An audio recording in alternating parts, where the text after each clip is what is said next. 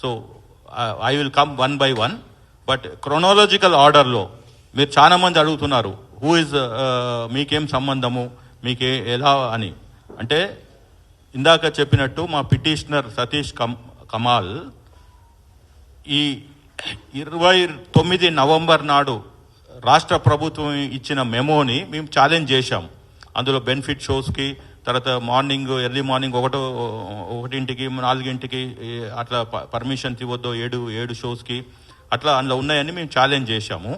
అయితే దానికి ముందు 22 నాడు మైత్రి మూవర్స్ వాళ్ళు, మూవీ మేకర్స్, వాళ్ళ డిస్ట్రిబ్యూటర్స్ వాళ్ళు గవర్నమెంట్కి ఒక లెటర్ ఇచ్చారు 22 నవంబర్. 29 నవంబర్ నాడు ఈ మెమో ఇచ్చారు.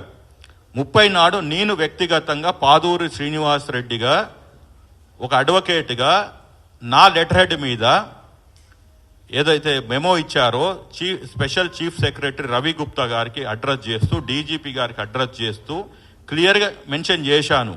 Prima facie this looks like I have my own apprehensions, ఇవి లా అండ్ ఆర్డర్ ప్రాబ్లం అవుతుండొచ్చు, ఇలా ఉన్నది.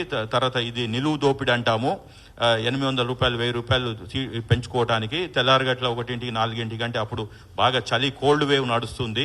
ఇవన్నీ చెప్పి నేను రికాల్ ఆఫ్ దిస్ మెమో అని చెప్పి రిక్వెస్ట్ లెటర్ పంపించాను.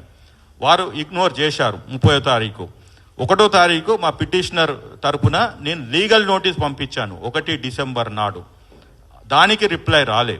దెన్ 2 నాడు మేము రిట్ పిటిషన్ ఫైల్ చేశాం. Writ petition number 33923 of 2024. అది 3వ తారీఖు నాడు కోర్టులో బెంచ్ మీదకి వచ్చింది. వాదన వినిపించాము. మా పిటిషన్ అడ్మిట్ అయింది. మొన్న 17వ తారీఖు నాడు మైత్రి మూవర్స్ తరపున కౌంటర్ వేశారు. మళ్ళీ 31వ తారీఖు నాడు ఉన్నది, అది జరుగుతుంది. ఈ లోపట అనుకోకుండా 4వ తారీఖు నాడు ఏదైతే సంధ్యా థియేటర్లో జరిగిన స్టాంపేడ్లో ఒక మహిళ చనిపోవటము, ఒక బాబు చావు బతుకుల్లో ఉన్నప్పుడు మళ్ళీ మేము 5వ తారీఖు ఇక్కడ ప్రెస్ మీట్ పెట్టాము. మేము ఏదైతే ఊహించామో, ఏదైతే యాంటిసిపేట్ చేశామో అదే జరిగింది అని చెప్తూ ఈ రాష్ట్ర ప్రభుత్వాన్ని ఇమ్మీడియట్గా అలర్ట్ చేశాం. మీరు ఎఫ్ఐఆర్ చేయండి, అక్యూజ్ని అరెస్ట్ చేయండి, దాని తర్వాత మీరు సమగ్రమైన విచారణ చేయండి అని. సరే, అది ఒక టెక్నికల్ ఇష్యూ, అది ఎవరు ఏంటి అని ఒక 18 మందిని అక్యూజ్గా చేర్చారు, ఎఫ్ఐఆర్ అయింది. తర్వాత మళ్ళీ మేము 7వ తారీఖు ప్రెస్ మీట్ పెట్టాము. ఏఏఏ అంటే అరెస్ట్ అల్లు అర్జున్ అని ఇదే వేదిక నుంచి మా గొంతులు వినిపించాము. అంటే అక్కడ కోర్టులో వినిపిస్తున్నాము, ఇక్కడ ప్రజా జీవితంలో జుడిషియరీలో అక్కడ జుడిషియరీని ఏదో చెప్తున్నాము. ఇప్పుడు మీరు ఫోర్త్ ఎస్టేట్ ద్వారా మీ సహకారంతో ఈ వేదిక ద్వారా 7వ తారీఖు నాడు అరెస్ట్ అల్లు అర్జున్ అని పెట్టాము. రాష్ట్ర ప్రభుత్వము స్పందించింది. మేము ఎవరిని తప్పుపట్టట్లేదు, ఇక్కడ వ్యక్తులకి మేము ఎగనెస్ట్ కాదు. అల్లు అర్జున్ ఇది ఇండివిజువల్, ఆయనకి నాకు ఎలాంటి సంబంధం లేదు, ఆ కుటుంబానికి సంబంధం లేదు. ఇండస్ట్రీకి వ్యతిరేకం కాదు, ప్రభుత్వానికి వ్యతిరేకం కాదు. న్యాయ పోరాటం స్టార్ట్ చేశాం కాబట్టి దాన్ని లాజికల్ ఎండ్ తీసుకురావటం ముఖ్యం.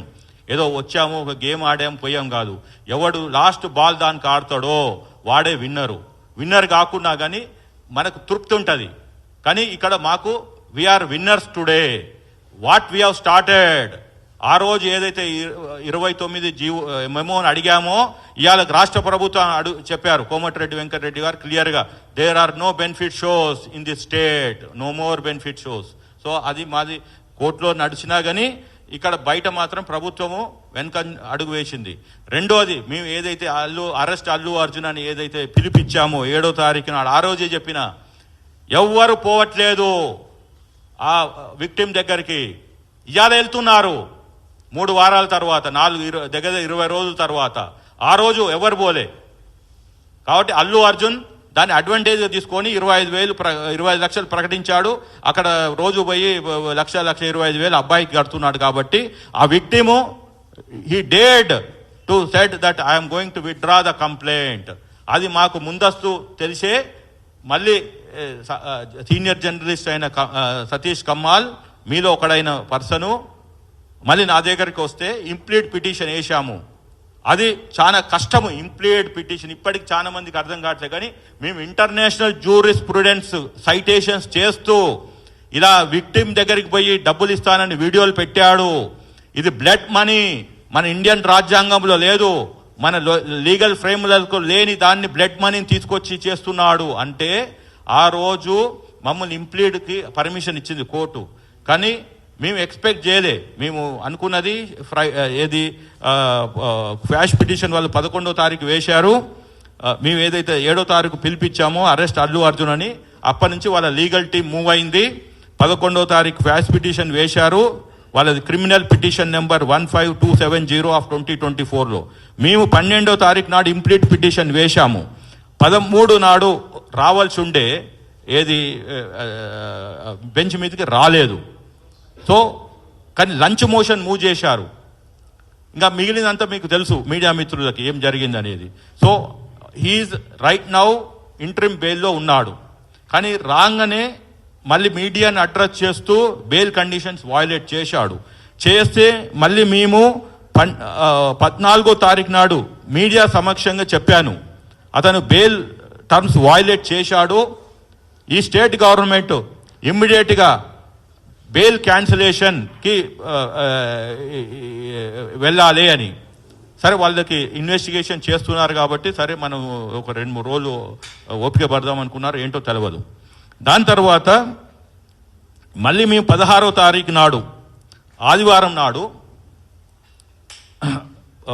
15-16 ఆ టైం ఫ్రేమ్లో నేను చాలా మంది నా కొలీగ్స్ ఉన్న కాంగ్రెస్ పార్టీలో అదర్ సోషల్ యాక్టివిస్టులకి ఉద్యమకారులకి వీళ్ళందరికీ కలిసి చెప్పాను, ఏంటండి ఏం జరుగుతుంది, ఒక మా పిటిషనర్ గొంతు నా గొంతు తప్పితే 3వ గొంతు ఈ తెలంగాణలో మూగబోయింది.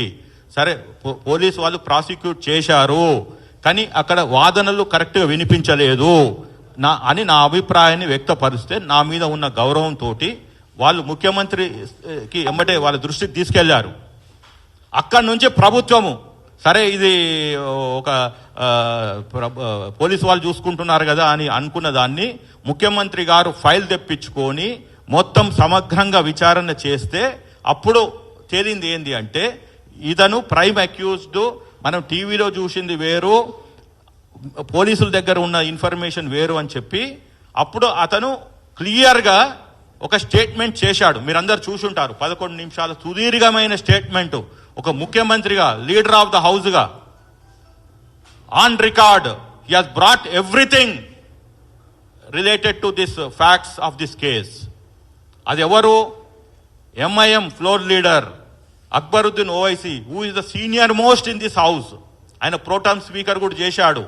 కాబట్టి ఆ కేసు ఆ క్వశ్చన్ అడిగితే being pertaining to Hyderabad only, ముఖ్యమంత్రి గారి దగ్గర సమాచారం ఉంది కాబట్టి ఒక సుదీర్ఘంగా 11 నిమిషాలు చేశారు. అక్కడి నుంచి స్టార్ట్ అయింది ఏంటిది? ఒక కుట్ర. ఆ కుట్రనే ఇప్పుడు మీకు చెప్పబోతున్నాను, ప్లీజ్ వినండి.